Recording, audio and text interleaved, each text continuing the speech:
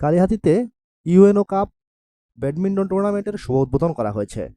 গৌরাঙ্গ বিশ্বাসের পাঠানো তথ্য ভিডিও চিত্রে থাকছে বিস্তারিত। আকাশ বাংলা নিউজ 24-এর সাথে আছি আমি তৌফিক হাসান।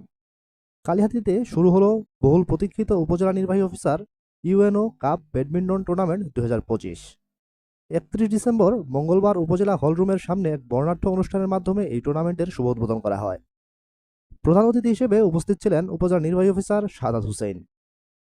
উদ্বোধনী অনুষ্ঠানে আরও উপস্থিত ছিলেন বাংলাদেশ জাতীয়তাবাদী দল বিএনপির উপজেলার সিনিয়র সহসভাপতি মজনু মিয়া, উপজেলা পরিসংখ্যান অফিসার আসাদুজ্জামান, উপজেলা যুব উন্নয়ন অফিসার মোহাম্মদ আশরাফ আলী, কালিহাতী প্রেস ক্লাবের সভাপতি রঞ্জন পণ্ডিত, সাধারণ সম্পাদক মুশফিকুর রহমান মিল্টন, জাতীয় সাংবাদিক সংস্থার সভাপতি সৈয়দ মহসিন হাবিব সুজন সহ আরও অনেকেই। এই টুর্নামেন্টের খেলা চলবে কয়েকদিন ধরে এবং প্রতিযোগিতার ফাইনাল ম্যাচ অনুষ্ঠিত হবে আগামী সপ্তাহে। আয়োজকদের মতে বিজয়ী দলকে বিশেষ পুরস্কার প্রদান করা হবে।